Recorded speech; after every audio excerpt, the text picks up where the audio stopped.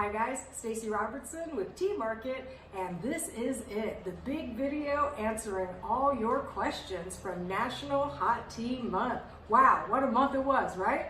So, you guys asked terrific questions and we got so many responses, and I'm so grateful to have an opportunity to find out what's really on your minds and have an opportunity to address them. And so thank you so much for your input and for your questions.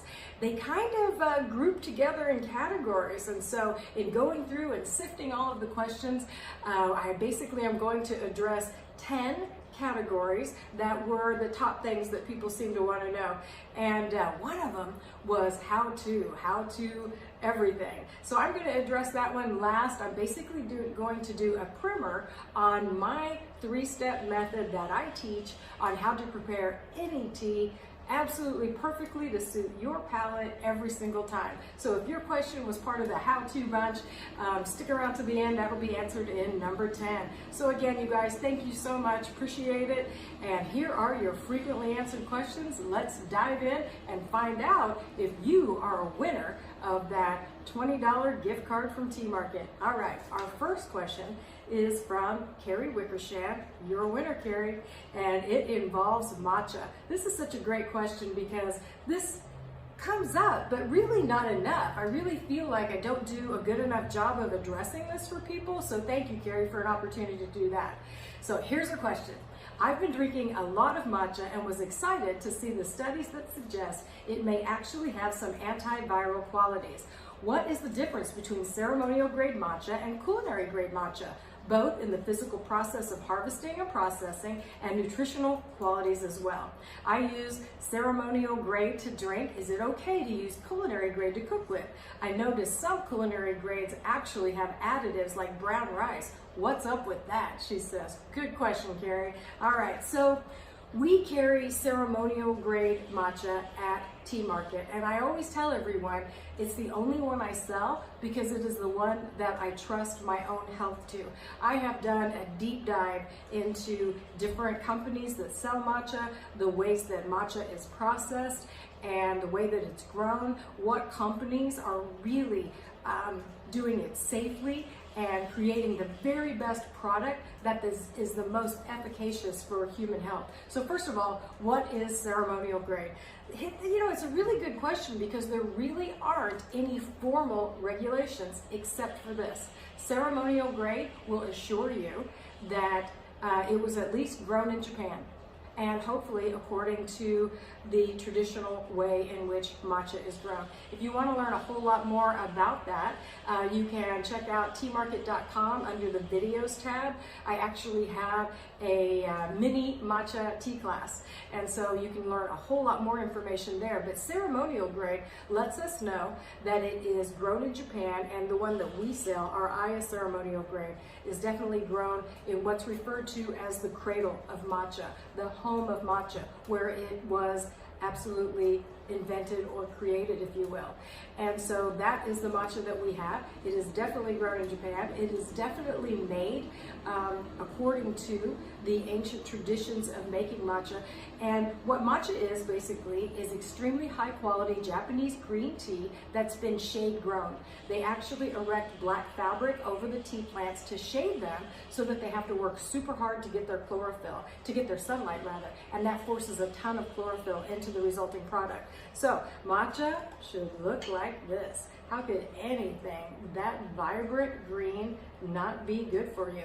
If it is a tiny bit less vibrant in that, it isn't what you want for your health. This is the genuine article. This is the real deal. Like I said, this is the one that I trust my own health to.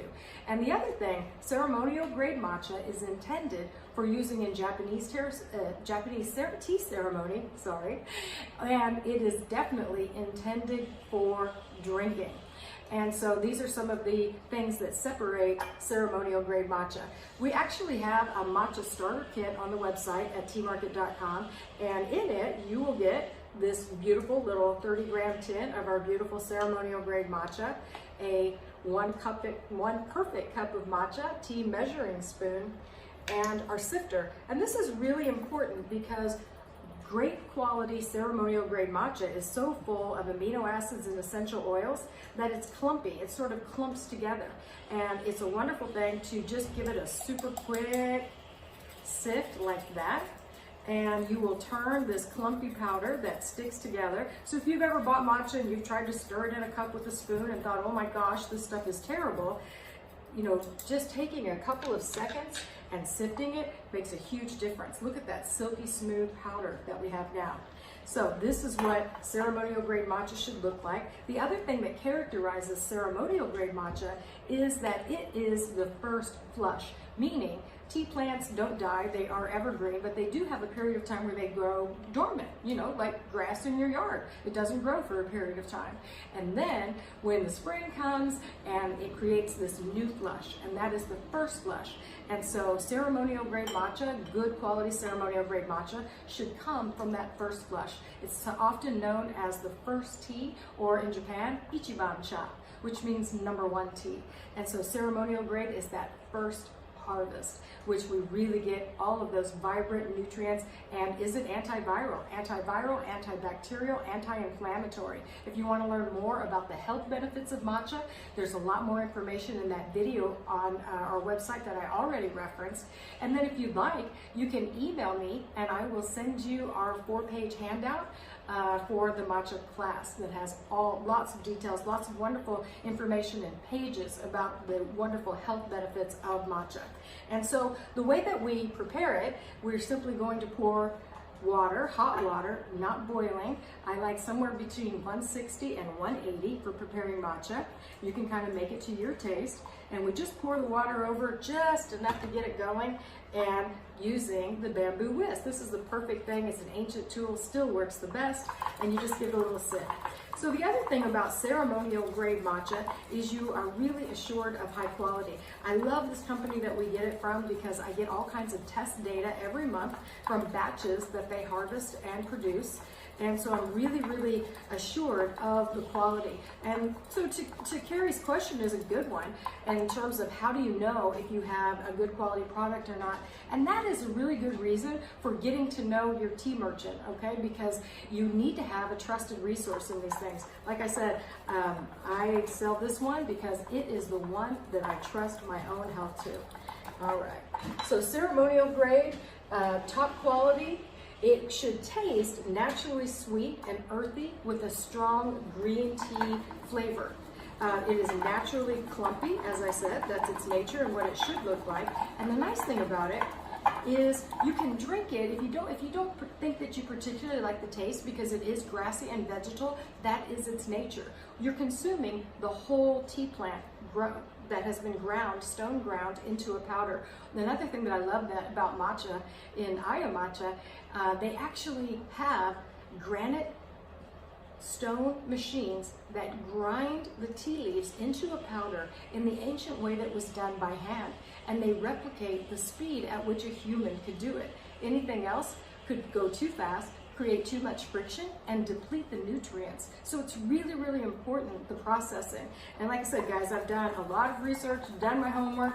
This is the one, and I love it, and I hope you do too. So the nice thing about it is once you emulsify the powder into tea, this is what it looks like. And if you're into grassy things that are very, very earthy and vegetal, you might like it just like this. If you like things that are lighter and more delicate, no problem. All you do is add more water to it. You're simply diluting it, and that doesn't matter at all, because what matters is that you get 1 cup of matcha inside you every day for optimal wellness. Now, what is culinary grade? So culinary grade is used a lot for cooking and baking and that type of thing. Unfortunately, I don't sell a culinary grade matcha because they're way less expensive, but quality matters. And I just don't sell it because I don't want somebody to buy it because it's less expensive and think that they're getting this. Because I talk a lot about how matcha has transformed not only my health, but hundreds and hundreds and hundreds of my customers who love it and drink it every single day. And if you are drinking the culinary grade expecting to get these benefits, they're not there. So culinary grade really just refers to powdered green tea. It doesn't have to be from Japan. It certainly isn't from the cradle of the tea matcha growing region of Japan, like ceremonial grade, and it is a super fine powder that isn't clumpy. So that tells you right there that it doesn't have all those wonderful essential oils and those components that cause it to be a little clumpy like that. And so it is fine for cooking. It will turn things green if you like. It will give them an earthy flavor. It's typically harvested in the summer or later in the year, so it's not that ichiban cha, that vibrant first flush. It's later in the season. And those are a lot of good teas that are produced in Japan later in the season that are lovely. But in terms of if you are looking for bang for your matcha buck and getting the real deal, this is the way to go. If you would like it, you can do all kinds of things in it. That video that I already referenced, I make 5 different drinks in that video. So if you want to know how to make fun drinks, you can do that. But honestly, it's as easy as adding your favorite. We use organic unsweetened almond milk at T-Bar and froth and steam that. You can add it to that. Add a little honey. I know Carrie, one of the things that she loves to do is add a drop of peppermint essential oil to make it absolutely delicious. So there's all kinds of things that we can do to make matcha suit your palate. And that's the most important thing. If you want to be a person who loves to live healthy through all of these wonderful antiviral, antibacterial, anti-inflammatory, it helps reduce your risk of cancer, all kinds of things in being a regular matcha drinker because of the antioxidants and the polyphenols and catechins that are so wonderfully good for us. And so if you want to enjoy that, having the first ceremonial grade is the way to go. We do sell 30-gram tin and 100-gram bag. They're both available on the website. We have a matcha loyalty program where every time you buy matcha from us, you get 10% off. And then we have a little card that we keep on file for you that we can mark it off whenever you do that. And if you buy 9, you get a 10th one free. And so this is the way I like mine. If you like yours a little more diluted, you can simply add more water to it and make it to your taste. If you like it hotter, go ahead and prepare your matcha this way and then add some hotter water to it to make it hotter for your palate. And then if you like it to have a different flavor, the other day, instead of whisking my matcha with hot water, I actually did it, I brewed oolong goddess. I made our delicious oolong goddess, and I made it with that instead. And it tasted absolutely delicious to me. So, Carrie, that's the difference between culinary grade and ceremonial grade matcha. I hope that answers your question. Thank you so much. That's delicious. Thank you very much. All right, moving on. Question number 2. And here is our next winner. Our next winner is, well, this was 2 people asked kind of sort of the same jumping off place question. And Kirsten Robertson, you are a winner, and Angela Snell, you are a winner too. And their question was involving herbals and what is the difference between herbals and tea. Kirsten asks, what is the difference between drinking tea and drinking herbs? Or difference between caffeinated tea and caffeine-free tea? Always a tricky question. I get confused myself. You're in good company, Kirsten, because a lot of people get that confused. And for good reason. It is tricky. And Angela asks, what are some good caffeine-free teas for kids? My kids have a good palate. Way to go. And really enjoy the Mandarin chamomile. I got them at your shop when we were there last time. Well, great questions, you guys. And this is something that does trip up a lot of people. And so we refer to, tea, the botanical name for the tea plant is Camellia sinensis. And so there are lots and lots of cultivars and varietals, just like there are how many varieties of roses, but you know a rose when you see one, right? The tea plant is pretty much the same way. So there is an actual tea plant, the Camellia sinensis plant, and then there is everything else. There are 390,900,000 different plant species on the planet. So when we subtract all the ones that are poisonous, we come up with wonderful medicinal herbs that we can drink. And so the category of herbal infusions, or often referred to as tisanes, tisane is a French word, literally translated means medicinal drink. So as you know, the origin of all medications is plant-based. in my opinion, the Creator put everything that we need to take care of ourselves and to be truly healthy on this planet for us to discover and to use for the good of our bodies and for our lives. And I see all plants in that way. And so herbal infusions are any plant that we consume, like tea, that doesn't contain tea. Are you with me? You got that? Let's do that again. So any plant material, and that could be like from any species. It could be the root, the bark, the seed, the flower, the leaf, any part of a plant that we are going to harvest, dry, put in a cup, pour hot water over it, and steep like we do tea, is an herbal infusion or an herbal tisane. And so they are wonderful, lots and lots of wonderful medicinal properties. As I said, it's where the root of all medicine, that's where everything came from. So they do have wide-ranging medicinal properties. And it's a little, you have to, I don't know, people could study for decades and not figure it all out. But wonderful books that can help us out. These are a couple that we have for people at Tea Market, because a lot of times people are looking for herbal answers, some natural solutions to some things that we have. So there's some things that we know. Chamomile has been known to help people become restful of an evening, and our Mandarin chamomile is wonderful. In South Africa, they have a beautiful herbal infusion that they call rooibos, and it is red bush tea or rooibos, and ginger snap is one of everybody's favorites. So it has a rooibos base with all kinds of other plants inside. Lavender is very calming and soothing. And then peppermint, that's probably the most popular.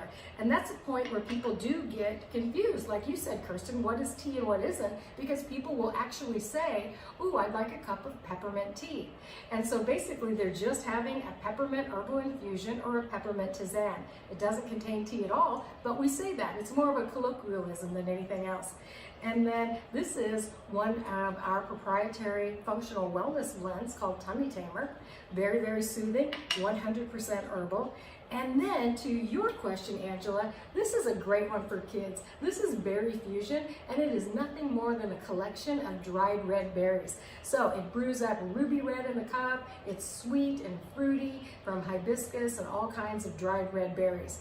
So we have, herbal infusions have gotten more and more popular, and Tea Market will be here, it'll be 19 years this summer, and herbal infusions were really such a minuscule part of what we offered here, but as time has gone on, that is increasing more and more, and companies are really stepping up to the plate and making some really beautiful things. This is a line of single healing herbs that we carry at Tea Market. It's from Celebration Herbals. I found this when I was traveling. Keith and I went to his class reunion in Brighton, Michigan, and I went into a beautiful health and wellness store there and discovered this line from Canada, and really, really super high quality. And we probably have 40 different single healing herbs in that. The ones that we have available loose leaf at Tea Market are ones that are the industry standard is called grass, generally regarded as safe. So these are things that we don't worry about interacting with medications or anything like that. And they're great for any time that you don't want caffeine. The beautiful thing about herbal infusions and herbal tisanes is that they are naturally caffeine free. And that's because they don't contain tea. And the whole thing gets a little murkier and more confusing when we blend these with tea. Now, I grew up playing tennis. I'm an old tennis player from when I was a kid and all through high school. And when you hit a tennis ball and it hits the line, 1% of the line is 100% in. And that's kind of how it is with teas. If you take and you blend a teaspoon of a green tea or a black tea or an oolong tea, actual true leaf tea from the Camellia sinensis plant with an herb or an herb blend, well, now you have made a blended tea. So if there is 1% tea in it, we refer to that as tea. I hope that clears things up. Tea Forte, if you're looking for some really beautiful herbals because you really want to manage your caffeine, their Tea Forte has got some beautiful collections of herbs.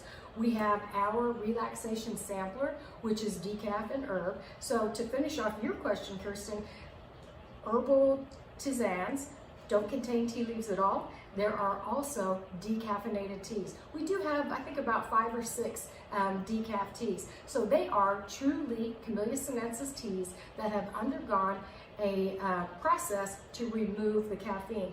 If you'd like to take some of the caffeine out of your favorite teas because you want to manage that a little bit at night, here's a little tip for you.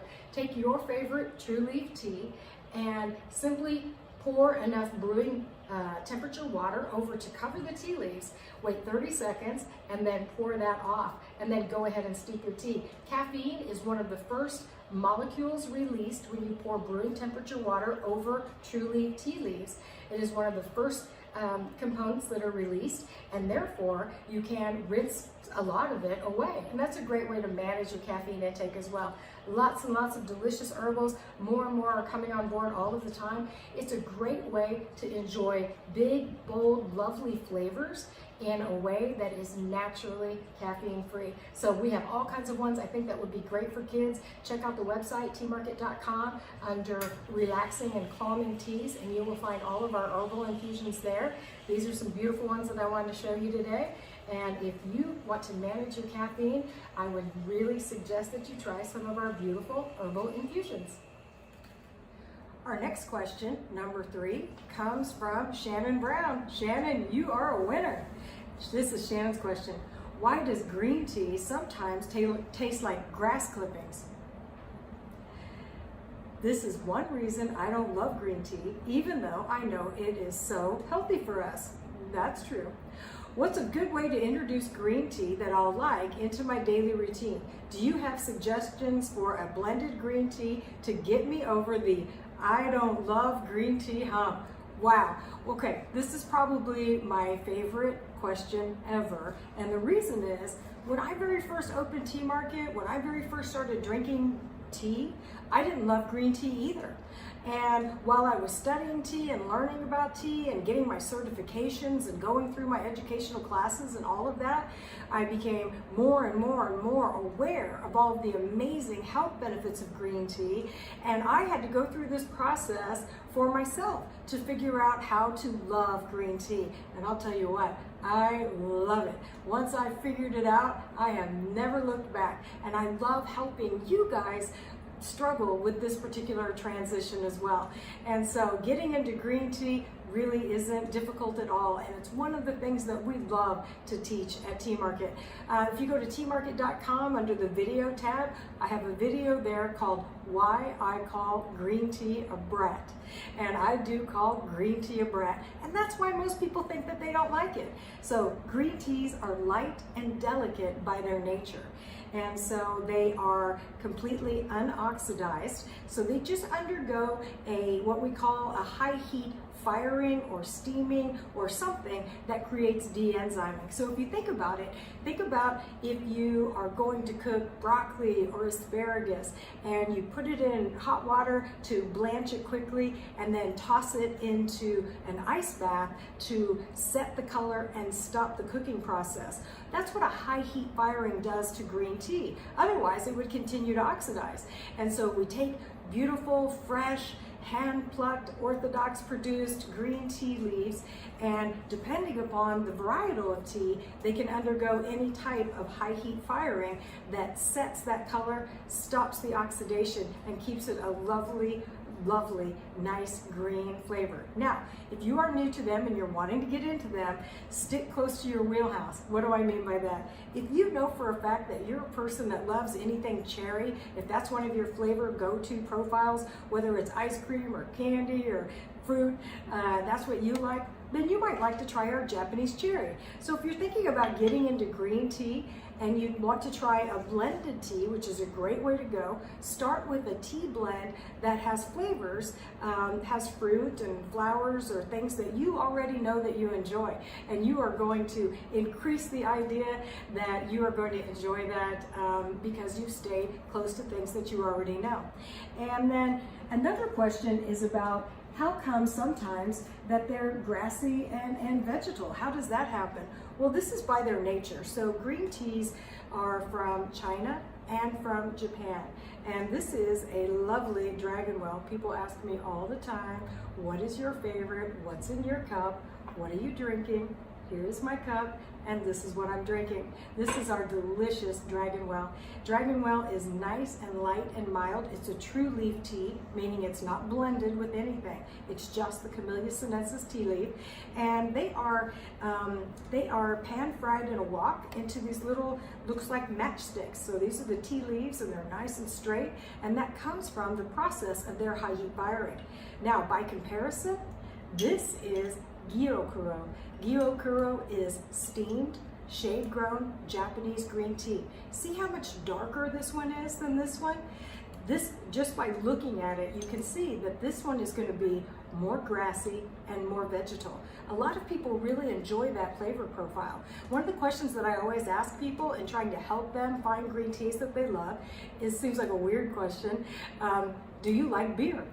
And so people who like beer like a little bit of astringency and bitterness, because that's a desirable flavor characteristic as part of the profile flavor of beer. So if you're a person that enjoys that, then you enjoy a little more vegetal, maybe a little hint of astringency and bitterness. You may really enjoy that. If you like things nice and light and mild and delicate, I would stick to the Chinese green teas. So hopefully that helps you decide, for starters, which country you'd like a green tea from. But in terms of blended teas, and green teas are low in caffeine, again, by their nature.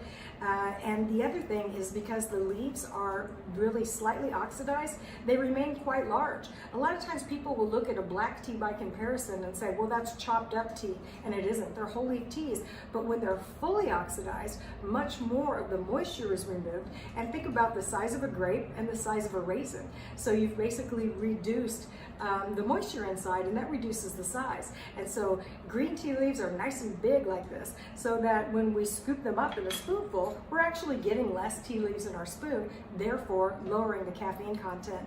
Green tea has high levels of L-theanine, which acts like serotonin to the brain. It offsets the caffeine so that we get this nice thing that I like to call tranquil energy when we drink green tea. You can't drink enough green tea to get the jitters and be like this. So it's a lovely way to enjoy the benefits of a low level of caffeine together with L-theanine. So many reasons to love green tea. Antiviral, antibacterial, anti-inflammatory, balances the central nervous system, boosts our immune system. It's great for oral health. It's great for your skin. So many wonderful benefits about green tea. But finding ones that you like is really, really fun.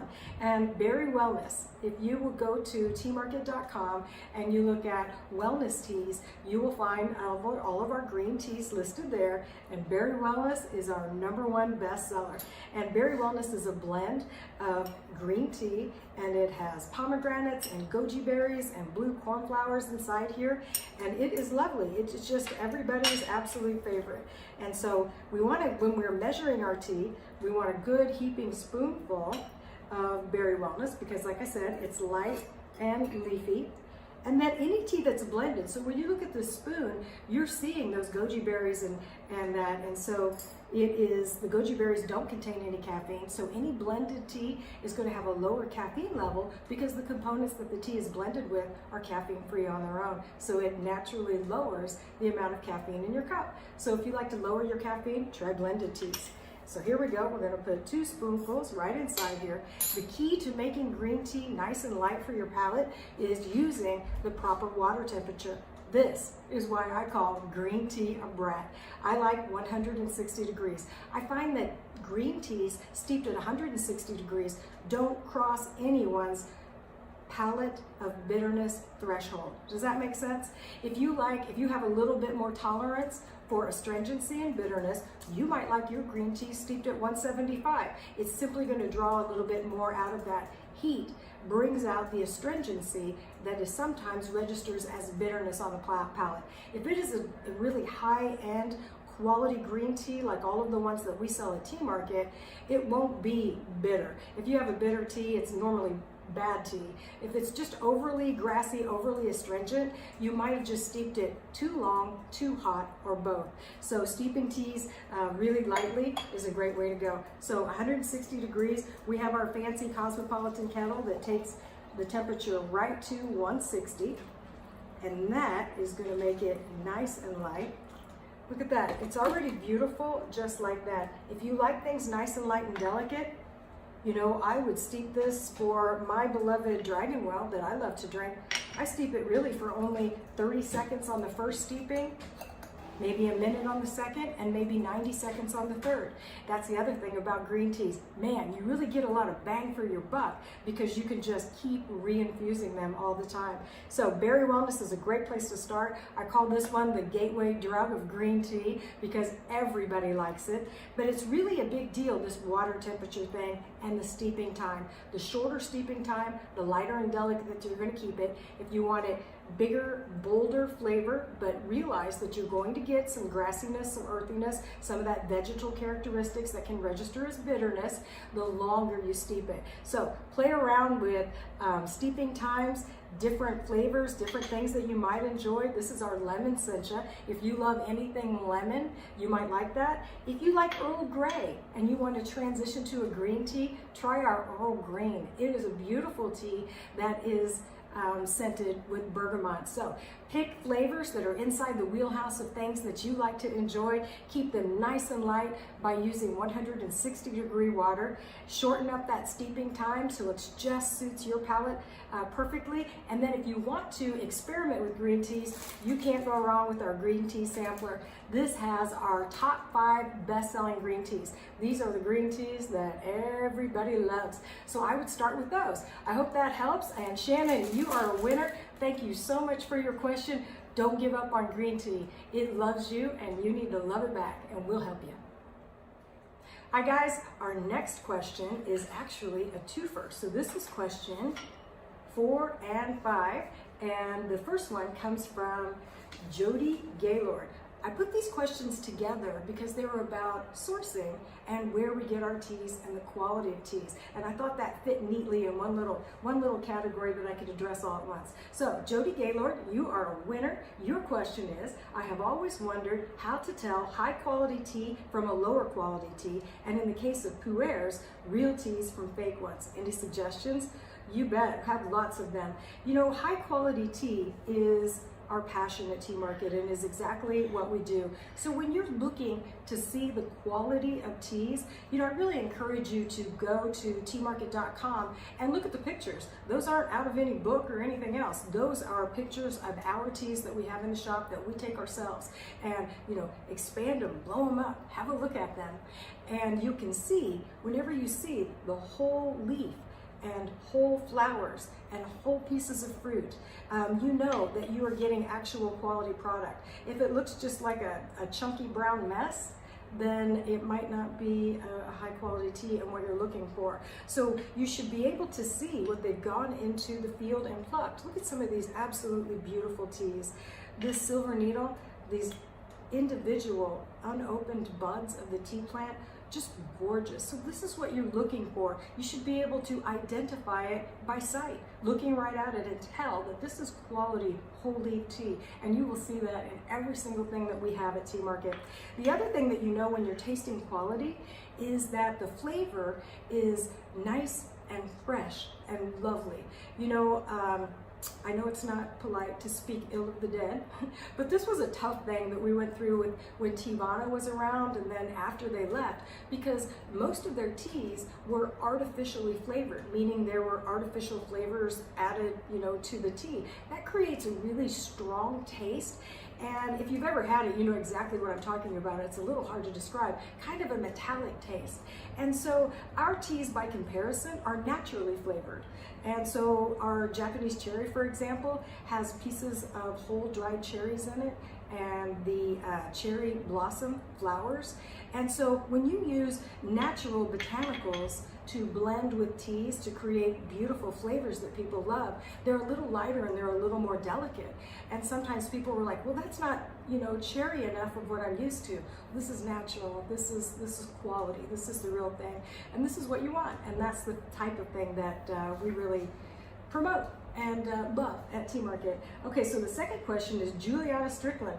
What region of the world is most tea grown, produced, and where do you all source most of your teas from?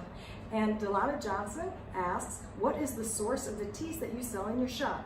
Can you provide detailed steps from teas from source to the consumer? So Juliana Strickland, thank you so much for your question. You are a winner. And Delana Johnson, thank you so much for your question. You are a winner too. And these are great questions. And this is something that a whole lot of thought and care goes into, but we really don't talk that much about.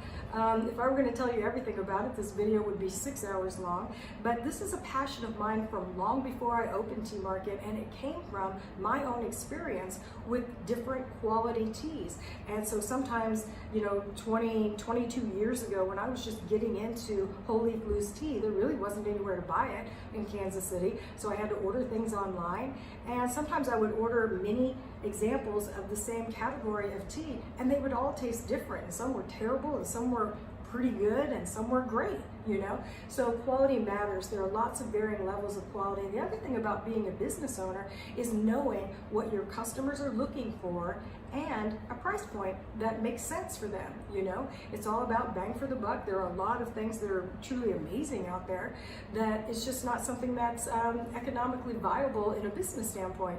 But at Tea Market, what I like to do is we offer such a variety of teas. I think the last time I checked, everything that we have, tucked away under the counters and in the drawers and all the different teas on website, about 135 different teas, because my passion is to see you from the beginning of maybe it's that candy cane tea at Christmas time that's a black tea blended with crushed up peppermint candy that kind of draws you in and gets you interested in this world of whole leaf loose tea. And I want to see you from that beginning point through an evolution of your escalating taste and the evolution of your palate all the way to you being a connoisseur. So we try to provide everything for everyone along those steps, because I firmly believe tea is for everybody, and let's find a way for you to enjoy these beautiful, delicious teas. So one of the things that's been truly amazing over this journey is finding wonderful purveyors and importers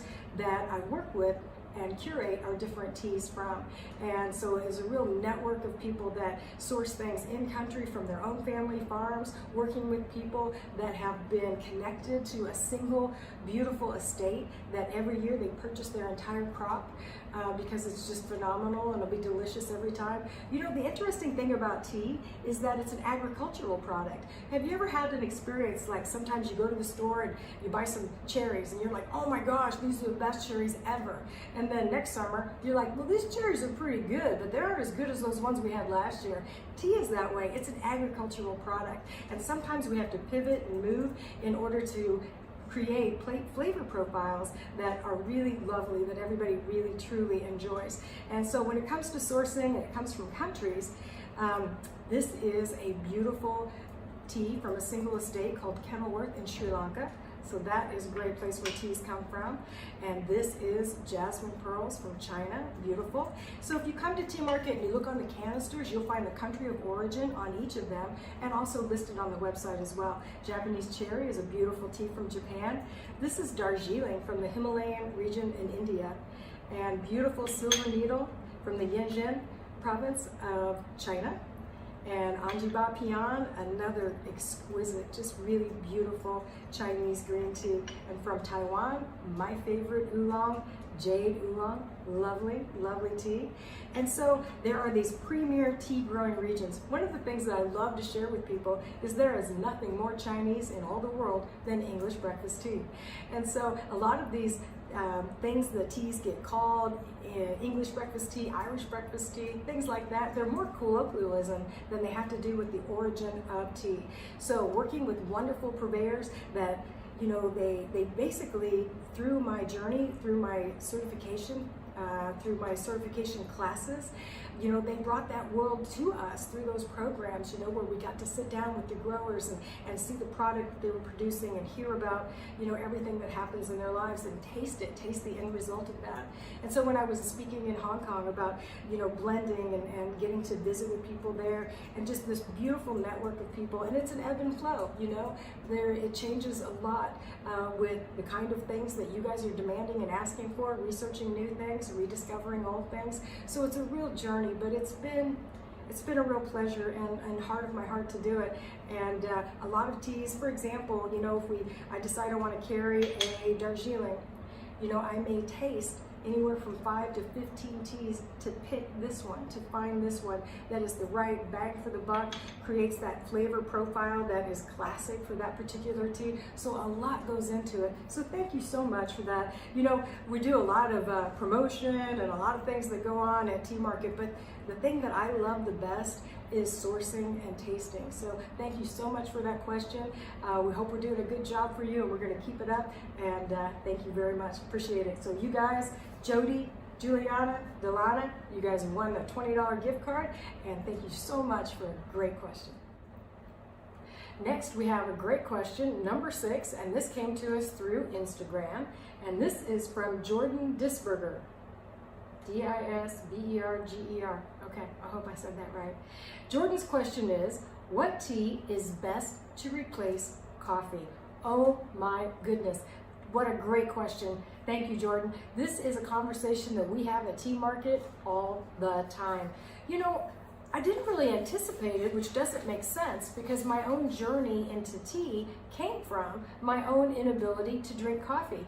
Man, I grew up drinking this stuff. My mom used to, you know, no knock on Sharon because she's amazing, but I used to sit and drink coffee with my mom at the kitchen table at our house when I was like 13, 14 years old. So I totally grew up drinking coffee. I loved the stuff. And then in my very early 20s, oh my goodness, I got this. I got, you know, you could actually, it's like a cartoon character. You could watch like the color red raise up like this, and I would get headaches from it. I had, honest to goodness, withdrawals from it. And I really think it made me cranky, you know? So anyway, I thought, wow, this is not good. And so that's how I discovered tea. And it came from my inability to gut coffee. And then so time goes by, years go by, decades go by, and people are coming in all the time. Oh, I need to get off of coffee. Coffee's not working for me. And during this period of time, I learned why. You know, it surprised me that so many people were having the exact same experience that I did. And as I took a deep dive into it and learned more and more and more about it, here's a fact for you, a little fun fact. Did you know that 80% of Americans are on acid reflux medications for no other reason than to drink coffee? Yeah, so many people would rather take a prescription medication with a big price tag and side effects instead of giving up coffee. That's how addictive it is. And so most people have trouble, and especially women, over time, you know, as we mature and our hormones do this thing that we all love, and we can get to a point where coffee just doesn't serve us. It doesn't feel right in our body like it used to. And a lot of that comes from the high level of caffeine that dumps into your central nervous system all at once. And so when you drink coffee, you get a big jolt of that all at one time. And that's why we can kind of get the jitters and a little bit of that unsettling feeling. The other thing is, coffee has high levels of tannic acid, which is really, really upsetting to the tummy and the digestive system. So tea is a much, much better. So thank you, Jordan. So many people are going to be grateful that you asked this question, because if you are experiencing some adverse effects from coffee, this is no joke, true story. I was getting my eyelashes done, so my eyes were closed, and I heard a girl come into the salon, and she said, I don't know, I don't feel really well this morning. And she said, you know, what you have to eat today? Oh, well, she's telling her friend, I had a banana. Oh gosh, will that upset your stomach? And so with my eyes closed, I said, how many cups of coffee did you have? And she said, 3. I always have 3. I said, and your stomach's upset? And she said, oh yeah, terribly so. I said, why are you blaming that poor banana? And so people love coffee so much, they just can't face the facts. And so once you face the facts and you're ready to make the transition, man, have I got you covered. I actually blended a tea to help people transition away from coffee. I call it Energize. It has Assam tea from India, which is the most highly caffeinated tea that there is. And then it also has yerba mate in it. Yerba mate is from South America, and it's an herbal stimulant, so it's very, very energizing. Even though it's herbal, it has energy to it. And then all kinds of these wonderful kind of chai spices that really give it flavor and wake it up. A lot of times the problem that they have transitioning from coffee to tea is that strong taste. You know, coffee has I can't even tolerate a sip of it. I wouldn't be able to taste my delicate green teas for a week if I had even a sip of coffee, because it is so heavy on the palate. And so, but people get addicted to that really, really strong taste. And if that's you, you might want to try Energize. That would be a great way to transition. And then our hot cinnamon spice. Man, people love this stuff. You talk about a strong taste, and it's naturally sweet too. And so people like that. So it has sweet clove and 3 kinds of cinnamon and orange zest. So it registers sweet on the palate without having any sugar, but it has a big, bold flavor that people like. So when you're transitioning from coffee to tea, it's like, what's bothering you and what do you need? Another great way to go is matcha. So matcha has a higher level of caffeine than green tea, but it has higher levels of L-theanine, which balance and buffer that. And so all tea has L-theanine, and L-theanine creates a time-release delivery system of tea's much more gentle caffeine into our central nervous system. So you can't drink enough tea to get this. Well, maybe you could, depending upon your levels of sensitivity. But that's the other thing, your levels of sensitivity. So I have heard so many stories about caffeine, from, you know, I can't have a sip of green tea after lunch, to I can drink an entire pot of coffee and go straight to bed and sleep like a big fat baby. So, because everybody's body is different, you know, that bio-individuality is a real thing. But a lot of people, they transition very well from coffee to matcha, because you can create a little meditative moment for yourself, you know, that little ritual of whisking it in the morning and drinking it that way. So it depends on what you're running away from and what you'd like to run to. But never fear, we've got you covered at Tea Market. Give these a try, and if you have more questions, come on in. We'll be happy to answer them for you. Our next question is number 7, has to do with the benefits of tea. So I made 3 winners for question number 7, and we'll group them all together. And they have to do, like I said, with the benefits, health benefits of tea. So one is Claudia Broom from Instagram. So Claudia, you are a winner. And this is her question. Is there a specific tea that can help with joint inflammation? The cold weather aggravates my fingers, and I'm looking for relief other than popping ibuprofen.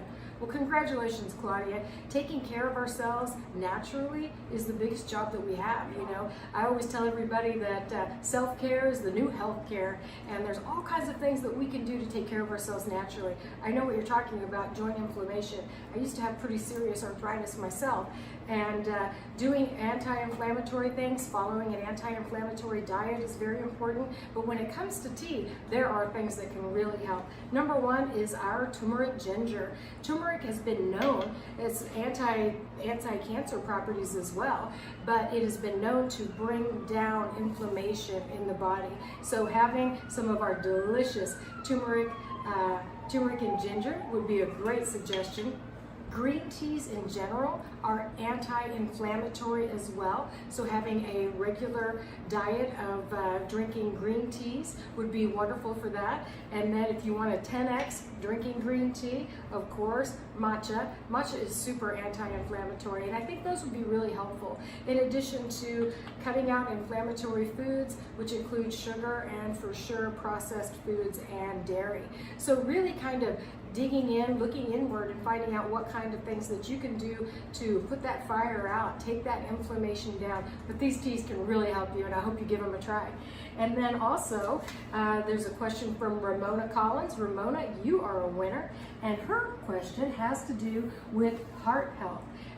Which kind of tea provides the most benefits for heart health? How much needs to be consumed daily? Great question, Ramona. You know, people, green tea gets all the buzz when it comes to health benefits, and people sometimes forget that black tea is really, really beneficial. And studies have found that when it comes to heart health, cardiovascular health, the prevention of heart disease, heart attack, and stroke, high blood pressure, those type of things for cardiovascular health, black teas are wonderfully beneficial. The oxidation that black teas go through that makes them black, develops theaflavins and different components, different health components that actually act on the endothelial cells in our arteries, blood vessels, and veins, and it helps to keep them keep the plaque away and to keep them smooth, and so that we have really great circulation, which is really important. I actually read a study that said if you were in the midst of having a heart attack, the best thing that you could do is take that big 350 aspirin with a big glass of black iced tea. Isn't that interesting? Because that will begin to open up those veins and arteries and allow that blood to flow. So really important question. So don't discount black tea. Man, if you are an iced tea drinker and you just love to drink black iced tea, but you don't consider yourself a tea drinker that's getting health benefits, you are. Drink this to your heart's content. Now, in terms of benefits, our third question and our final winner for that question is, where did it go? Oh, here we go. Leah Murphy from Instagram.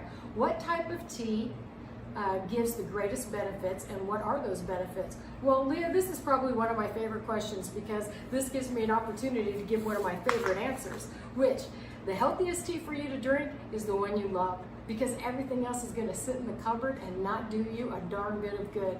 And so you could tell me that if I were to eat beef liver, I would die at age 200 with all my own teeth, and I still wouldn't do it because I don't like it. And so I could tell you healthy teas to drink, but if they're not your favorites, not teas that you love, you're not going to drink them. So all tea has benefits. All tea has beneficial properties. All tea is good for you. Find teas that you absolutely love. You know, those craveable ones that you people really enjoy, and then drink them to your heart's content. Now, if you want a single tea blend that has every single category of tea, I would encourage you to try our Totality. So this is a tea that I blended that has white tea, green tea, oolong tea, black tea, pu'er tea, lots of fruit, lots of spice, lots of herbs. And so it has everything that the world of drinking tea has to offer in one cup. So if you don't like to decide which tea I'm going to drink for my health, I would really encourage you to try our Totality. It has everything in it, and the reason that, you know, Tea Market really is the tea shop at the heart of a teacher. If you're looking to find wonderful, healthy, craveable teas that are going to help you, the biggest way that the benefit of drinking tea, in my opinion, that tea drinking has to offer is because when we add teas into what we're drinking, hopefully we're leaving some things out. Maybe we're leaving that coffee behind. Maybe we're leaving those energy drinks behind. Maybe we're leaving those bottled teas from the grocery store behind. And so it really gives us an opportunity to stay hydrated in the most healthful way possible. So thank you so much, Leah and Claudia and Ramona, for your wonderful questions about the health benefits of tea, and I hope that helps. Our next question is about tea storage, a really important topic near and dear to my heart. And so number 8 from Kay Clement is about tea storage. Her question is, I like a variety of teas. How long will they last, and what is the best way to store them? This is a great question, and one that I don't think people put enough thought into, but we really have at Tea Market, and it begins at the beginning. And so when we get teas in from our purveyors and our importers and the places from which we curate teas, they are sealed, vacuum sealed in big heavy foil bags. So it's as fresh as when the tea was made. So when you open that up, it's like it's born that minute, okay? And from that point, we put them into these canisters. If you've been to Tea Market, you've seen our canisters. I've had them from day one. And I'll tell you, a heartbreaking thing is they don't make them anymore, and I can't get any more. So that's why we have so many teas like under the cabinets and in the drawers and lots of different places, because I can't get any more canisters. These were made by a company called Bee House in Japan, specifically to store tea. They have a really tight-fitting clasp and lid. They're heavy ceramic so that you don't get temperature fluctuation, and they keep the tea nice and fresh. So what you need to know is that when you're purchasing tea at Tea Market, number 1, you're getting absolutely fresh tea that's being stored properly, and then we send it home with you. So these are our little 1-ounce bags, and it's a foil pouch, and it's better than plastic or paper or anything like that, because it's going to keep out what I refer to as the evil enemies of tea, and they are air, light, and moisture. So those are the 3 things that can degrade your tea supply. So putting it in a tightly zipped Foil pouch is a good way for short-term storage for a small amount of tea. That's why we only sell tea like this in a 1 ounce bag, because you're going to consume that 1 ounce of tea pretty quickly. It's about 5 cups of tea. And then after that, these are medical grade tins that I began purchasing in the very, very beginning because I was really passionate about tea storage. Again, this keeps the light out. They have really tight fitting lids, and it keeps moisture out and it keeps light out. And then, you know, if you've ever, pre-COVID, we used to have what we called our sniffer samples out, little glass jars with the name of each tea on the front with the tea inside, so that people could come in and look at the tea and smell the tea. Man, those were good times. Anyway, we've put them all away for COVID. But what people didn't know is that this got changed out every week. So every Thursday, Amy would throw this tea away and put in 2 scoops of new tea, because tea will not keep in glass. So I know some people love glass, and if you're a person that likes to store tea in glass, be sure you're keeping it in a dark, dry cupboard where it's away from any moisture. Don't have that thing over the stove to where if you're heating water for pasta, steam is going to get up in there or anything like that. So you want to have a nice, cool, dark cupboard if you want to store your teas in glass. And so if you're only getting them out to scoop some and make your tea, that's probably okay. But it's really best to not have tea in glass at all. And if you go to a tea shop where they're storing their tea in glass, don't buy any, because it won't have any fragrance, it won't have any aroma, and it won't have much taste, because tea storage is so important. So we send it home with you in these tins. The tins don't cost you anything, but they are the proper way to store tea. You don't put them in the refrigerator or anything. You just keep them in a nice, cool, dry place, and they will keep your teas nice and fresh. Now, how long should you keep them? I encourage people to buy as much tea as you're going to drink in 2 to 3 months' time, although tea is good for 6 months for white teas and green teas and lighter oolongs, to a year for darker teas, darker oolongs, black teas, and herbals. But here's the thing, is they don't go bad, and they don't spoil, and they don't rot. They simply become less than. Does that make sense? Just less aroma, less flavor, less taste. I had a dear friend who isn't with us anymore, and she used to bring all of her tea tins in twice a year, and we would have a party because she would take them and she would dump out the tea, and we would laugh and laugh, and she would say, life is too short to drink old tea, and she would get fresh tea of all of her favorites twice a year. And so if that's you, I would definitely encourage you to do that. That's me. And then if you have tins at home, they are nice and heavy with good tight fitting lids, something like this that you have at home, or something like this. These are ones that we sell at Tea Market with a nice tight fitting lid. Go ahead and bring those in. We love to refill tins from other places, your own tins from home, anything like that. Whenever, because we're really passionate about this zero packaging commitment that we have, and so when we send these teas home with you, the tins don't cost you anything. You only pay for the tea inside, but when you bring them back to refill, you get 10% off the tea. And so that way, we have zero packaging waste. I have people that have literally been bringing these cans back for 18 years, and we aren't putting anything in the landfill. We aren't creating any packaging waste or any of that. And so having the tea in the tins is a great way to go. And then time-wise, 6 months to a year, and the fresher the better. One of the worst stories I ever hear is people go, oh honey, remember that time when we went to Taiwan and we bought that tea? We should drink that. And I say, when were you there? And they go, 15 years ago. I'm like, I think you missed it. So remember to keep your tea supply fresh, buy what you can drink up in 2 to 3 months, and you might want to refresh your tea supply every 6 months to a year, and store them in nice heavy duty containers that seal really tight, keep away light, air, and moisture, and you will have fresh tea for you every morning. Hey, this is just a great question from Kay Clement. Thank you so much, Kay. You are a winner. You get a $20 gift card from Tea Market. Thanks for the question. All right, question number 9 comes to us from Marla Lewis. Thank you so much for your question, Marla. You are a winner of a $20 gift card. Her question is, my question is this: I like the mixture of certain teas like blueberry mango.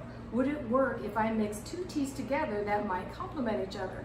The teas I buy, I treasure, and I don't want to waste them. Are there any guidelines, suggestions, or recipes for mixing teas? You bet there are, Marla. What a great question.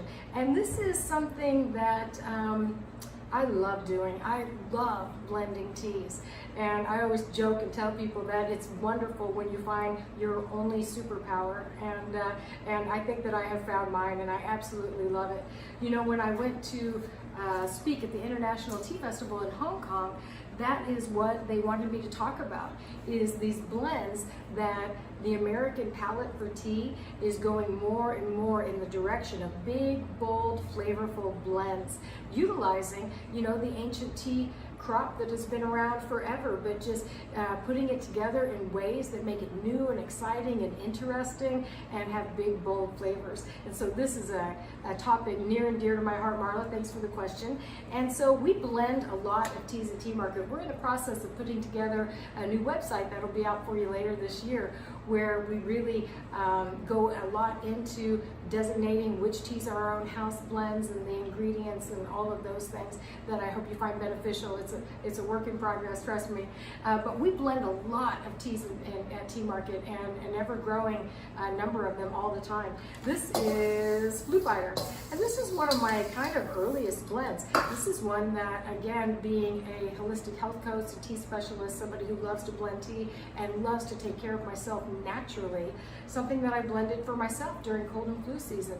Pu'er tea has been known to be, has been called Chinese penicillin forever. So it's antiviral, antibacterial, helps chase away little buggies and help us to stay well.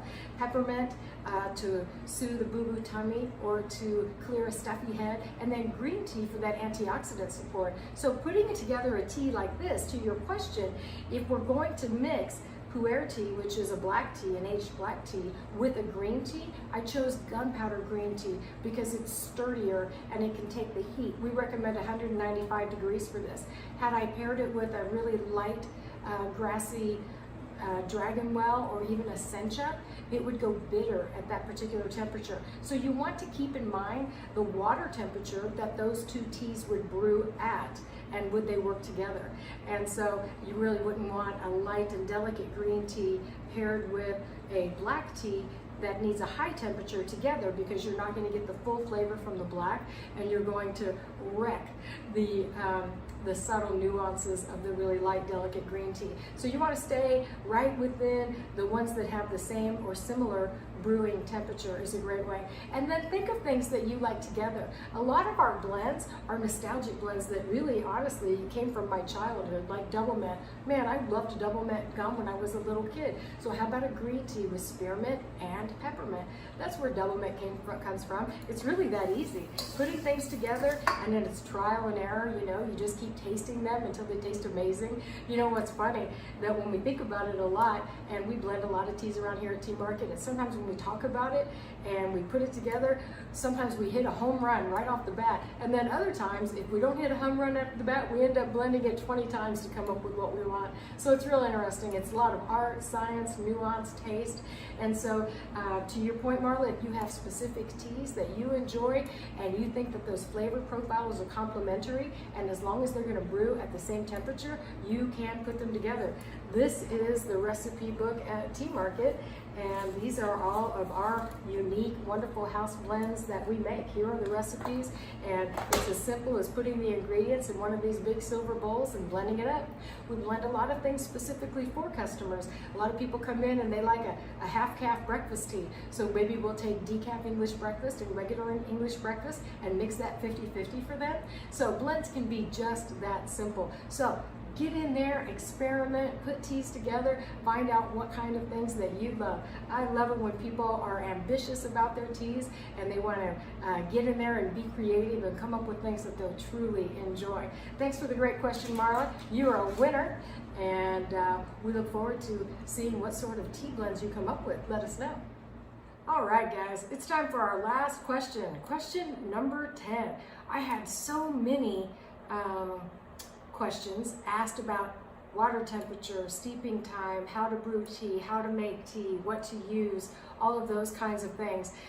Too many to just say one person asked a how-to question, and so I have a number of people here that asked good questions that give us an opportunity to sort of go through some of the basics. So I'm going to give you a little primer and hat tip to, here are a few people that did suggest questions in this direction, and all of you win a free drink from Tea Bar. So come on in to Tea Market and order yourself a free fancy drink from Tea Bar, and we'll be happy to make it for you. And those winners are Alicia, let's see, from Instagram, AROSECOL, Alicia from Instagram, and then Sandra Dara Evans from Facebook, and Lori Withers, LMW122383 Instagram. Thank you, Lori. And Jennifer Nelson and Eric Elving. So all of you kind of asked questions in the how-to category. So I'm just going to do a little primer and go over that about steeping. This is the number one question that people come in when they first get exposed to tea, and they start thinking, hey, I've been drinking these tea bags for a while and maybe there's a better way. And they come in and they go, I don't know how to do loose tea, and we start from scratch. And we do this all day, every day. It's what we do. And so I've developed through my teaching with people and doing all of these classes and all of these things, a method to help people make tea that are perfect for them. And it evolves around getting three things exactly right. Remember your old gym locker, 3 numbers, you get the combination exactly right and it will unlock. And so it's the same way with making tea. And those 3 things are leaf to water ratio, there we go. How much tea are you using, okay? And the second thing is water temperature, so important. And then the third thing is steeping time. So you get those 3 things exactly right for you, not for anyone else, for you, and the lock will unlock and the tea will reveal itself and be exactly what you're looking for. So leaf to water ratio, thing 1. What we're talking about there is, what I encourage people to do is really examine the tea. And you can look at it and you can tell if something is really dense or really fluffy. You know how like when you're in the grocery store and you're trying to figure out if this grapefruit is heavy for its size? Well, that's an example of dense. And so this hot cinnamon spice is a very dense tea. So for our tea measuring scoop is for 8 ounces of water. You'd use a level spoonful for that one.